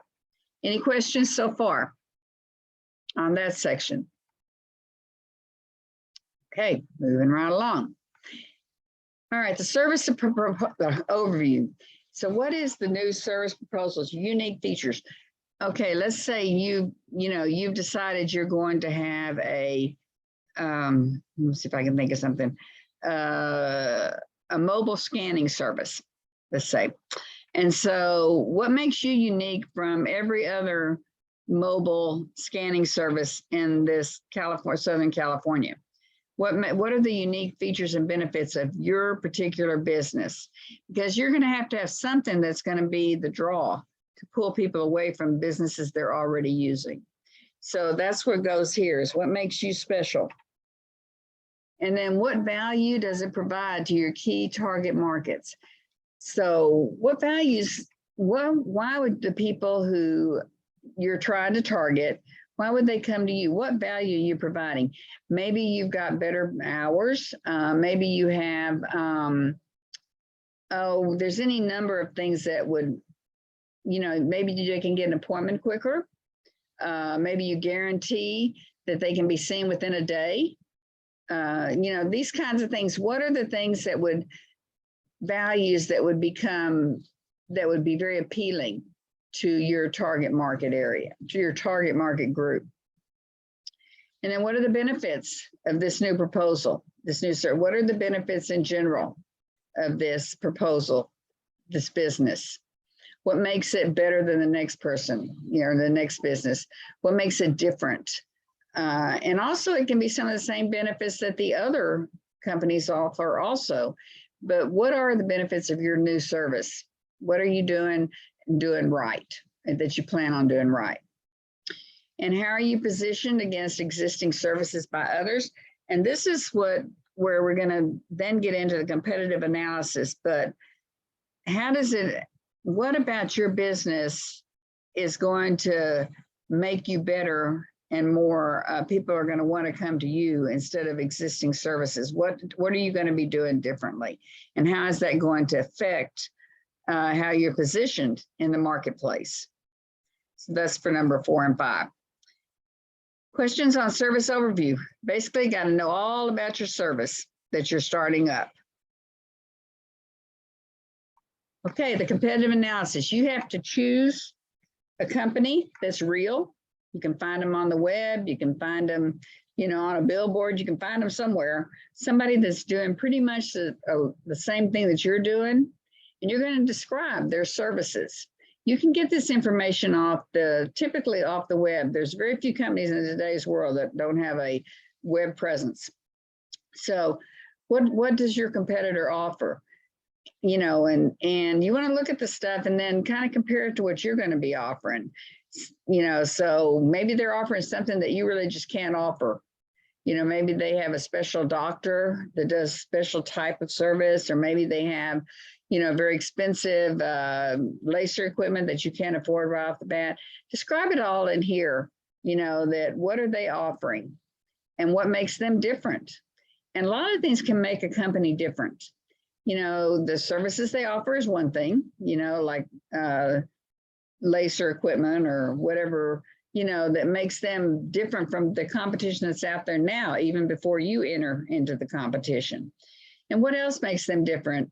Maybe they have plans where you can pay out on time, where a lot of companies don't. For instance, if you're a plastic surgery clinic, a lot of times they'll offer you the opportunity to pay it out on time. So they either self-finance it or they hook you up with a finance company that works with them. That can make them different from other people. Maybe the location is easier to get to. Maybe they have better parking.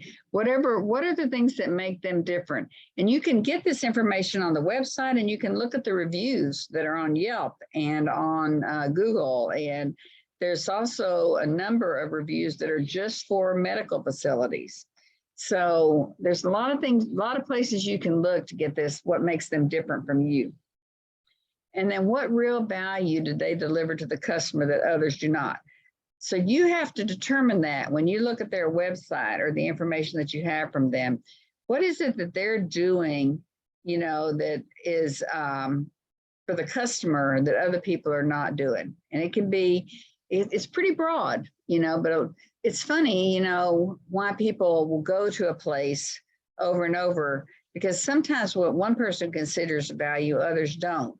But in this case, there's usually an overall value, and it could be better prices, it could be a better reputation, it could be better reviews, it could be, you know, what is it that they give to the customers that others don't, you know? And you can figure that out by looking at the website. And then you describe their customer profile. Again, you'll have to figure that out by looking at the website, and then go to the Yelp reviews and all the different reviews of that company.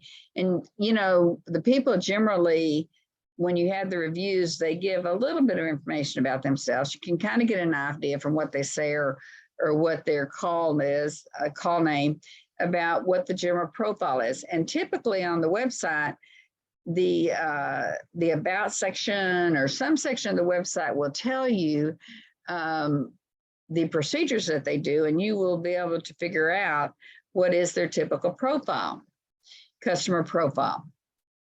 And sometimes you can just call them and ask them for the information. You know, if they're a for-profit, then that information is public record.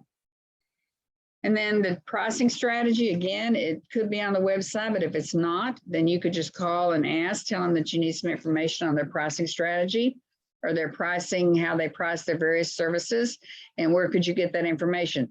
You know, they can't keep it a secret. People have to give you information on their prices before you go in. And then what do you see? What is their marketing and advertising approach? A lot of these companies that have been around forever, they just do word of mouth, you know, and they may have a YouTube or account, or they may not, you know. A lot of them just strictly are on word of mouth. But check it out. What is their marketing? What is their advertising? Maybe they're, you know, there's one, it's just a horrible name, and I just even hate to say it, but my students used it every year as an example. But there's that doctor in Florida, Dr. Pimple Popper, and I just hate that name. But anyway, he has everything under the sun. He has YouTube that he broadcasts when he's doing the stuff he does, or she's doing the stuff she does. They got Twitter accounts, Instagram accounts, every kind of social media, they're there. So, you know, different companies use different things, but you can figure that all out typically from their website. Excuse me. Okay, so why do customers use them or buy the product or use the services? And why do they refer them? Well, you can, again, get that information looking at reviews. You can look at, typically that comes from the reviews, you know, or oftentimes on the website, they'll even have personal testimonies you can get that information from, why someone would use them over their competitor. And then, because with this company in mind, what are the opportunities or threats to your organization? Like, what do they do that you don't do or can't do? Also, one threat might be they've been around for 30 years and they have an established clientele, and you're in the same geographic area. That would be a threat to whether you could pull in enough clients, because some of your clients may have to be snatched from them. Are you able to do it? So the location and their being already established could be a threat to your organization. And there's other types of threats. We've done some SWOT analysis in this class. So y'all are aware of the opportunities and threats. Opportunity might be something that you think would be a great thing for them to offer, and they don't. So that's an opportunity for you to offer it. Okay, questions on competitive analysis. This has to be a real company. Remember that. Okay, then the place. You're going to have an actual building that you find in whatever place you decide to have this. You can use Zillow, you can use the realtor.com, but you need an actual business, a building that you're going to deliver your services from. So I need an address. I need, the location, whatever else that you can tell me about that building, because down the way, you're also going to have a floor plan of that building. Zillow oftentimes will offer floor plans when they have commercial businesses, but if they don't, then you have to figure out, they'll tell you that at least the area of the building, and they'll tell you how many rooms. Then you're going to have to figure out a floor plan that would be best for your business.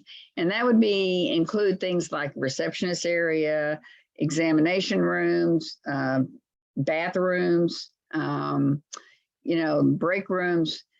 But like I said, oftentimes you'll have a floor plan there with the business, the building, and then you can just adapt it to what you're going to use it for this project. And then what are the costs associated with this manner?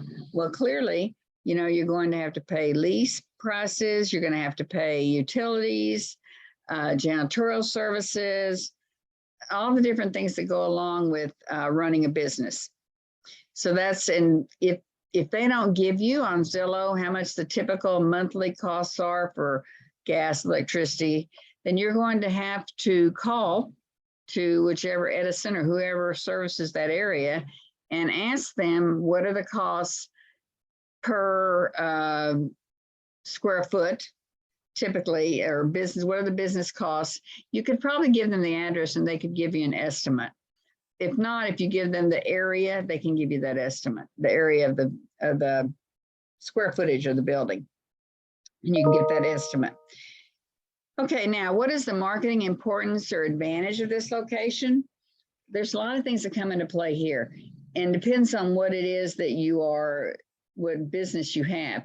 But let's say that you want to be a free clinic, then it's best for you to be in an area where there's a lot of low income, homeless, people that would be in need of a free clinic. And the advantage would be the location itself. Are you easily accessible by bus, by public bus, public train? How can people get to you easily? What is the advantage of that location? And you can think of, y'all need to think outside the box, all kinds of reasons why one location might be better than another one. Maybe it's where it's got a really easy get off from the highway, real, like you get off and you're right there at the location. Maybe it's at a really great intersection where there's a lot of foot traffic, whatever it happens to be. But what is the advantage of this location that you've chosen? And does it provide any competitive advantages? And this kind of has a lot of the same information, but maybe you're in an area where there are no competitors. So people would be more likely to come to you because there's not anyone doing the same thing you're doing within 5 miles or whatever it happens to be. But what competitive advantages can be offered, by having it in that spot? And then, are there any exit issues with this distribution strategy? And we talked about this when you were looking at the executive summary.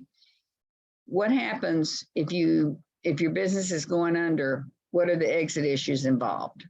You know, people and patients that are in the pipeline, you know, equipment that's got leases on it, buildings that got leases on it, all those kinds of things. And the book talks about this in more detail also, your textbook.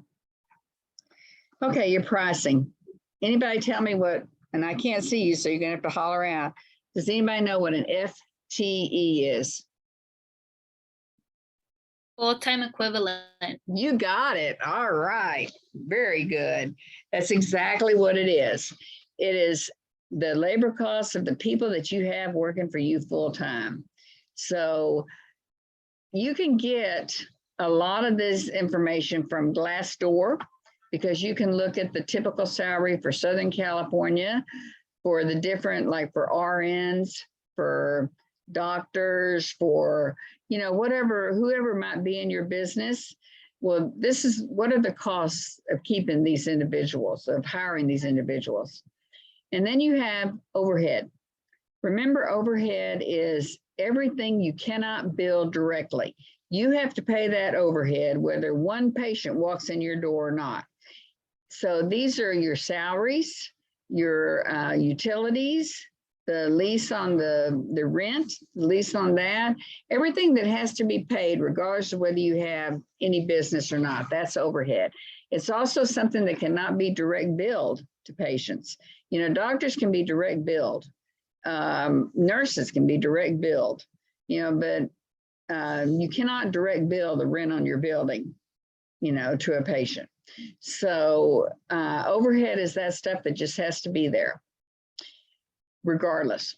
And then your margin is, basically this is a margin as to how much is coming in and how much is going out. You know, what is your margin of cost versus debit versus credit? What is your margin there? And you can get that percent. There's some information about that out there on the web. Clearly, you're not going to have exact numbers because y'all are not in business. So you're going to have to estimate the amount of money for the startup. You're going to have to estimate the amount of money you'll make like the first month and the amount of money you'll pay out on salaries. And you can get some of this information from looking on the web at other companies similar to yours. If they're for profit, then they are nonprofit. They're actually, records are open to the public. It's public information. If they have stocks, if they sell stocks, then it's public information. So you can go and look at some examples and get an idea of what the costs are, and that will give you an idea of what your margins are going to be. You know, like, are you operating on a very low margin, like you have I don't know, $100 coming in and 90 going out, you know? So look at that as to what is your margin of, basically it's margin of profit. Overall, how much are you making? And then this number 4 is the very simple. All you have to answer is low, medium, or high. Are you less than your competition, your pricing? Are you about the same? Or are you to charge more than your competition? Okay, then we get to a service delivery plan. And you're going to have, what is your thought behind your service delivery? You know, how are you going to deliver your service? And this could be, are you going to do it, you know, by vehicle? Are you going to have people come to you? Are you going to go to them? What is your principle behind your service delivery? How's it going to take place? The clinical protocols and descriptions of best practices, those you can get right out of the labor statistics, the Census Bureau, Bureau of Labor Statistics, Census Bureau, or Glassdoor, or any number of other places. They will tell you the clinical protocols for specific types of clinics, and they also give you the description of best practices. Your cost analysis, that's going to be just, there's a calculator for you to use. That's going to be your direct costs and plus your indirect, which is your overhead. And you're going to analyze that, and you can do it using this example.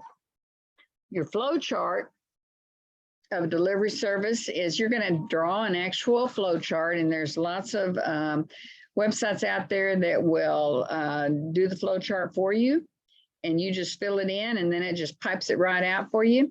But what this is I want to know what a patient goes through from the first time they contact you until they've gone all the way through your system and leave your service. For instance, if you go to an emergency room, you walk in the door, the first thing you do is you go to the front desk to check in. Then you might have two chutes off of that, two little boxes that come off of that, and one would say, go sit in the waiting room, and the other would say, go to triage. And then you would have to follow that from the waiting room. Then maybe you would go to triage, or maybe you'd go directly to a room, or whatever it happens to be. But this flow chart is going to basically show the flow of your patient from the time they contact you to the time they leave. Okay, then you've got your FTE requirements. How many full-time people are you going to need? And you'll also need probably part-timers. And the space requirements is where you're going to draw your floor plan. How much space do you need? Do you just need a reception area and maybe one examination room and a bathroom and maybe a file room? You know, but what you got to do is you're going to find the building that you want to use, and then you're going to do a floor plan as to how you would want to use that building. And you can create that floor plan either with software. There's some software out there, and usually every group's got somebody that's a whiz at the computer. I've had some really neat floor plans get turned in. If you don't have anybody that's a whiz, you can hand draw it, but be sure that you put the area, the dimensions of each room, and label each room so that I can look at it and see exactly what you're using each room for and how big it is. Okay, questions so far on that? I know you're going to have questions later, and I will certainly be available to help you, but just off the top of your head, are we doing okay so far? Okay, I don't hear anybody hollering or crying. The next thing is your human resource plan, and this is your staffing plan. And you've got clinical, which is, as we all know, that's your people who deal directly with the patients, your doctors, your nurses, your lab techs maybe, and how many are you going to have? Are you going to have one full-time nurse, one full-time doctor? Are you going to have like one doctor and a part-time PA, or what are you going to have? And this is where you list what your clinical staff are going to be, and then what your non-clinical staff are going to be. And then we get down to a little bit more difficult. We get the compensation. What rate are you going to pay them? What you're going to have to do is look up and find out what the going rate is for a file clerk, in Southern California, what the going rate is for, an RN working in a clinical setting like this. And then what benefits are you going to offer, and when are you going to offer them? Are you going to have dental? Are you going to have hospitalization, healthcare? Are you going to give vacation time? How much vacation time? All those things, and who are you going to give it to? Are you going to give it to part-timers also, or just full-timers? And how long do they have to be there to start receiving benefits? Those kinds of things. Then you're going to have a job description, and that can come also from the Labor Bureau or Glassdoor, any of those. Job description for RNs, PAs, that kind of thing can go there. Then you're going to have specific roles and responsibilities that those people are going to do for your company. So you're going to have their job descriptions, and then you're going to delineate specific roles and responsibilities for each of those positions. And that takes care, again, this can be answered in bullet or it can be answered in paragraph. It is going to take you some time. That's why I gave you an extra week. It's going to take some group meetings. It's going to take y'all separating this information out among each other. the final thing of this is the balance sheet and income statement, and they actually have to look like a balance sheet and income statement. And this is where you're going to have to kind of guesstimate on how much money you think you'll bring in, how much money will be going out. You'll have a better idea on what's going out because you will know how much utilities are. You'll know how much your rent is going to be, those kinds of things. Other stuff will have to be estimated. As long as it's reasonable, it'll be okay. Okay, now, what you're going to do is you're going to turn in this proposal when it's due. I can't remember. I know I extended a week.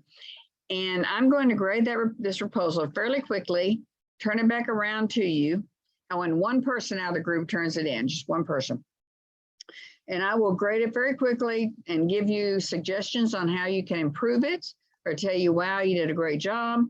And then get it back to you pretty quickly. And then you're going to take this proposal and turn it into a PowerPoint presentation.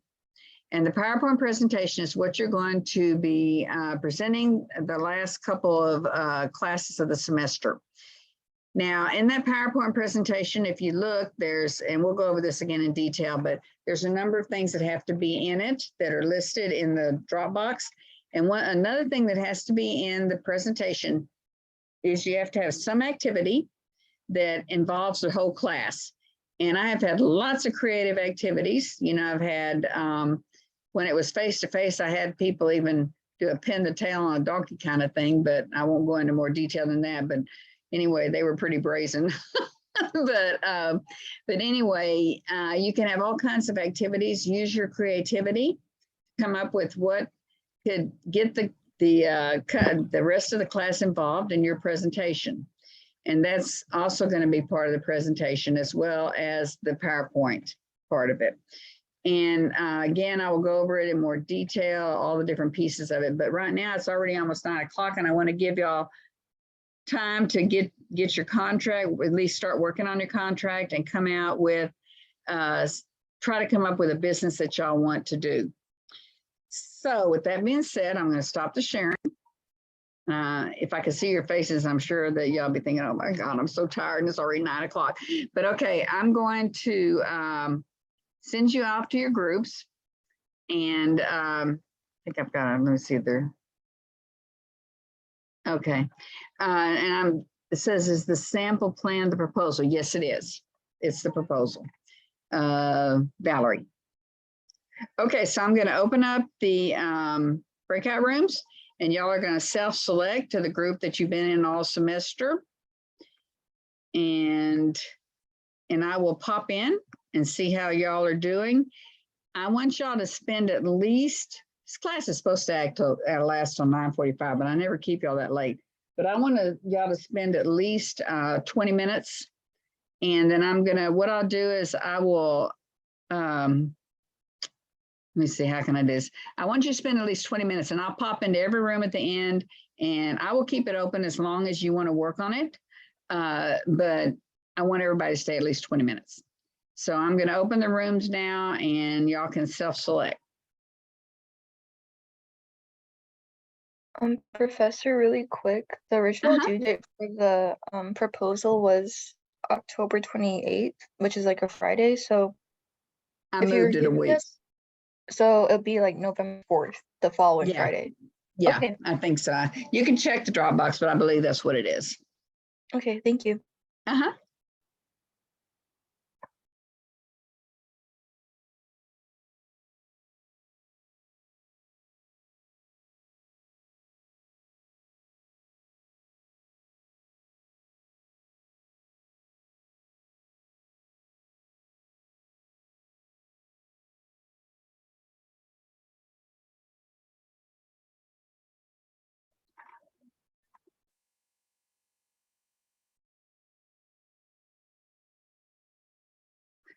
Okay, Maria. Okay, you're gone.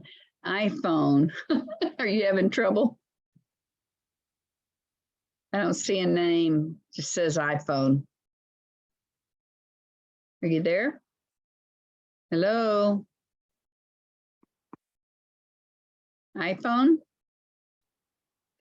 Did we lose you? Sorry, is that me? I'm looking through my group text right now to figure out which group I'm in. Okay, who is this?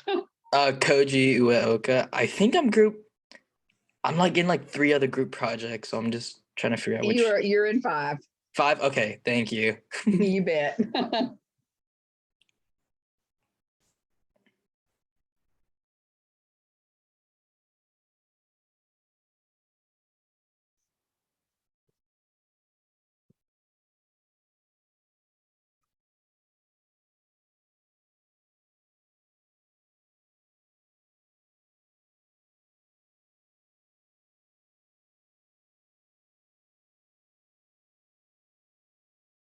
Hey, Caitlin, what's up? Hi, Professor. Can I like restart my computer and then come back? 'Cause Of I'm having course. problems. Okay, Yeah. thank Uh-huh. okay.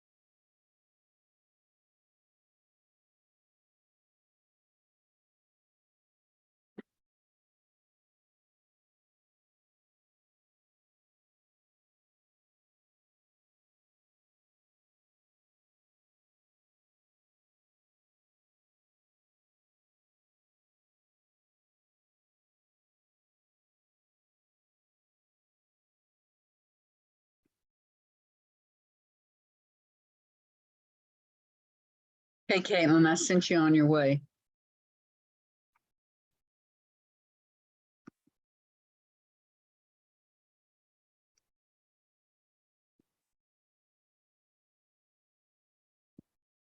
Caitlin, you can go ahead and go. I'm assigned you there.